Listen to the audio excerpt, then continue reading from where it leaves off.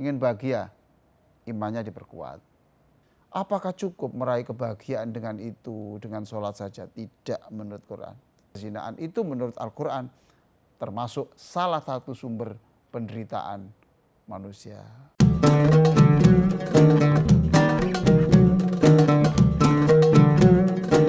Saya lanjutkan bagaimana cara meraih kebahagiaan menurut konsep Al-Quranul Karim. Tadi saya katakan, ingin bahagia, imannya diperkuat. Ingin bahagia, sholatlah yang baik. Saya doakan seluruh pemirsa yang kemarin sholatnya masih lubang-lubang. Bismillah, melalui kajian ini, bismillah, saya doakan sholatnya genap 5 kali dalam sehari semalam. Bagi yang sudah genap, alhamdulillah, tambahi sholat sunnah. Nah, kenapa? Sebab sholat kita belum sempurna, nilainya masih rendah. Nah, untuk mengupgrade nilai kita, itu kata Rasulullah, lakukan sholat sunnah sebanyak-banyaknya supaya kekuranganmu pada sholat wajib itu dikompensasi, diganti dengan sholat sunnah. Itu. Apakah wajib? Enggak namanya sholat sunnah. Tetapi kita sadar karena kekurangan kita dalam sholat yang wajib, maka kita lakukan sholat sunnah.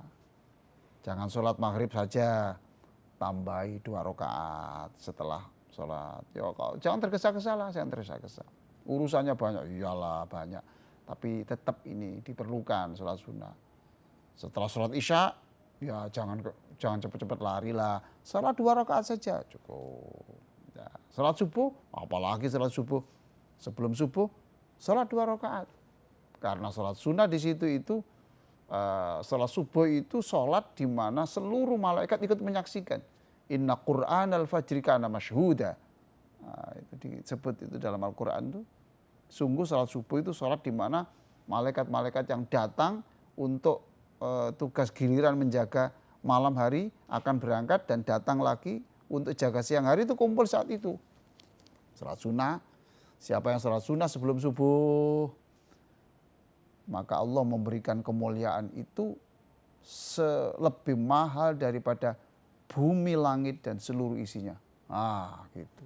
Sekali lagi saya doakan pemirsa, sholatnya lebih lengkap dan juga ditambahi dengan sholat sunnah. Apakah cukup meraih kebahagiaan dengan itu, dengan sholat saja? Tidak menurut Quran.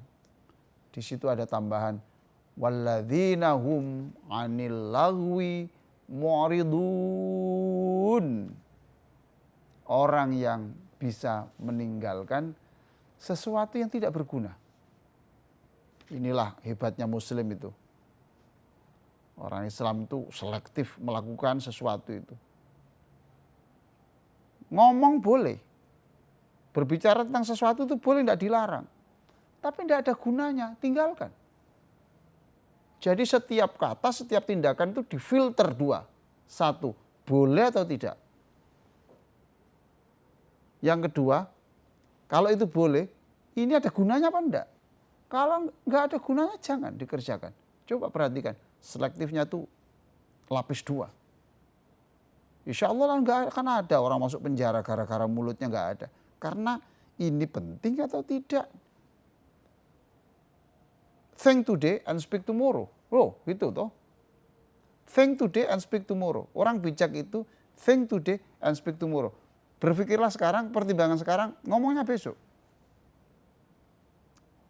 Speaking without thinking is like shooting without aiming. Coba berbicara tanpa tujuan itu seperti memanah, menembak tanpa arah, ngawur. Yaitu walladzina hum 'anil lagwi mu'ridun. Beli sesuatu silakan kalau Anda punya duit, tapi kalau itu tidak ada gunanya jangan. Itu. Anda pergi kemana-mana boleh, tetapi kalau pergi itu nggak ada tujuan, hanya untuk jalan-jalan, jangan. Betapa banyak orang itu yang tidak berhasil memanage ekonominya keluarga karena tidak mengerti mana yang primer, mana yang sekunder. Itu. Yang sekunder didahulukan sampai kebutuhan SPP anaknya terbengkalai. Itu. Bayar hutang aja belum, dia sudah ikut program rekreasi ke luar negeri.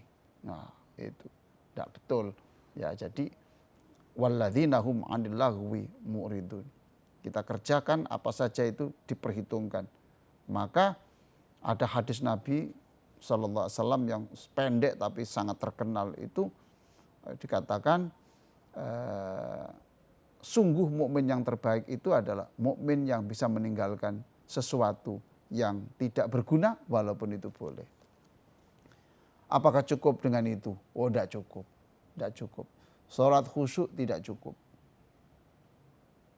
Seleksi bicara, perbuatan tidak cukup. Ada lagi dalam Al-Quran itu, surat Al-Mu'minun tadi itu, walladzina hum lizzakati fa'ilun. Dia bekerja keras, bekerja, sebagian dimakan, sebagian dikonsumsi untuk biaya, tapi jangan lupa, sebagian dari hartamu, wa fi amwalihim haqqul lis-sa'ili wal mahrum. Sebagian dari hartamu itu ada sesuatu yang bukan milikmu.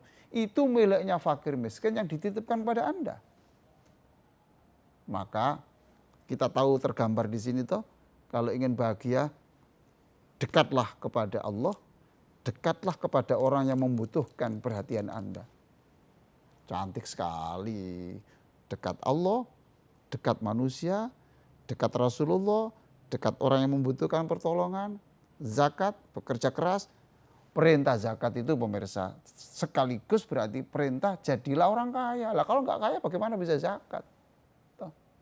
Kita bekerja keras, ya seolah-olah kita hidup 1000 tahun lagi. Tetapi malam hari kita sujud, syukur, tawakal kepada Allah. Seolah-olah esok kita sudah kembali kepada Allah. Nah gitu. Walladzina hum lizzakati fa'ilun. Inilah muslim yang hubungan dengan Allah bagus, dengan manusia juga bagus. Ada lagi ternyata di dalam Al-Quran. Tidak cukup dengan sholat, tidak cukup dengan memilih perkataan yang bermanfaat, tidak hanya memilih perbuatan yang bermanfaat saja, tidak cukup hanya dengan meninggalkan membayar zakat. Ada lagi nih, ada lagi. Dan ini sangat aktual, yaitu orang yang menghindari perselingkuhan. Banyak orang tak bahagia karena berzina. Apakah mereka tidak tahu? Siapa bilang tidak tahu itu haram? Sudah tahu semuanya, tahu. Cuma imannya itu dikorbankan demi itu. Saya doakan kita berusaha sedemikian rupa supaya kita tidak melakukan sesuatu yang dosa, sesuatu yang menyebabkan Allah murka, antara lain adalah perzinaan. Mudah-mudahan seluruh keluarga kita dijauhkan Allah dari perzinaan, dan perzinaan itu menurut Al-Quran termasuk salah satu sumber penderitaan manusia. Inilah yang bisa saya jelaskan. Mudah-mudahan kita bisa ketemu pada lain kesempatan dengan tema yang berbeda. Salam bahagia, salam sejahtera, dan juga salam ceria bersama-sama dengan Al-Quran. Wassalamualaikum warahmatullahi wabarakatuh.